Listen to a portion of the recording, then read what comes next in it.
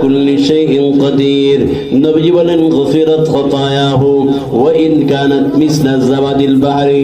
এই আমলটা এত দামি কোন বান্দা যদি কোন বান্দি যদি এই আমল ফরজ নামাজের পরে করে, এই বান্দাবান্দির গুনাহ যদি সমুদ্রের ফেনা পরিমাণ হয়, ফেনা দ্বারা উদ্দেশ্য মুহাদ্দিসিনে কেরাম লিখছেন আল্লাহ এই পৃথিবীকে এই জমিকে সৃষ্টি করছেন পানির উপরে প্রথমে ফেনা জমাইছেন, সেখান থেকে আল্লাহ জমি বানাইছেন।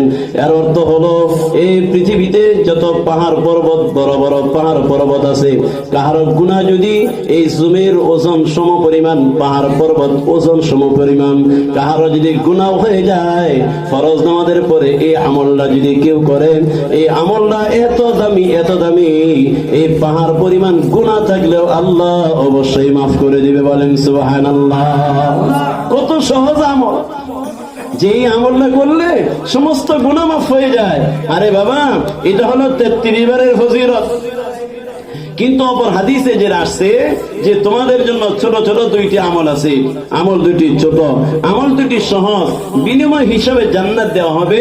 ওই দুই আমলের মধ্যে 1 নম্বর আমল হলো ফরজ নামাজের পরে সুবহানাল্লাহ 10 বার, আলহামদুলিল্লাহ 10 বার, আল্লাহু আকবার 10 বার। হ্যাঁ, যারা 33 বার পড়বেন 33 বারের মধ্যে 10 বার আদায় হয়ে যাবে।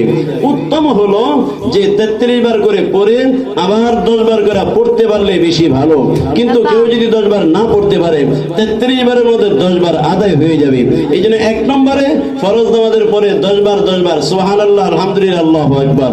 2 নম্বরে আমল হলো ঘুম যাওয়ার আগে সুবহানাল্লাহ 33 বার, আলহামদুলিল্লাহ 33 বার, আল্লাহু আকবার 34 বার। বাবাজিরা, যুবক ভাইরা, এই যে ফরজ নামাজের পরে 10 বার, ঘুম যাওয়ার আগে 33 বার আল্লাহু আকবার 34 বার। বলুন তো এই আমল দুইটি অনেক কঠিন না সহজ? এই আমল দুইটি অনেক বড় না ছোট? কিন্তু আল্লাহর নবী বলেন আমল দুটি ছোট হলো, আমল দুটি সহজ হলো, বিনিময় হিসাবে আল্লাহ তোমাদেরকে জান্নাত দিবে। কিন্তু সাথে সাথে নবীজি বলেন আমল দুটি ছোট হলো সহজ হলো, আমার উম্মতের মধ্যে এই দুই আমলকারী অনেক কম পাওয়া যাবে। এই দুই আমলকারী এই সংখ্যায় আমার উম্মতের মধ্যে অনেক কম পাওয়া যাবে। সত্যিকারে আল্লাহর নবী 100% সত্য কথা বলেছেন। আমরা যদি এখানে হিসাব করে দেখি যে গত রাত্রিতে এই আমলটা কয়জনে করেছি, আলহামদুলিল্লাহ সুম্মা আলহামদুলিল্লাহ। অহংকারের জন্য না, শুকরিয়া তার বলতেছি। আপনাদের মধ্যে যেন আমলের আগ্রহ আসে এই জন্য বলতেছি।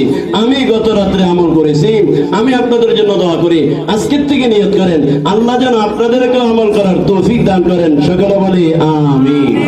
নবীজি বলেন এই দুই আমলকারী অনেক কম পাওয়া যাবে। কারণ কি? হাদিস আসছে যে তার কারণ হলো এই দুই সময় শয়তান তোমাদেরকে আমল করতে দিতে চাবে না। তার মধ্যে একটা হলো মানুষ যখন ফরজ নামাজ শেষ করে ডানে বামে সালাম ফিরায়, সাথে সাথে শয়তান উপস্থিত হয়ে যায়।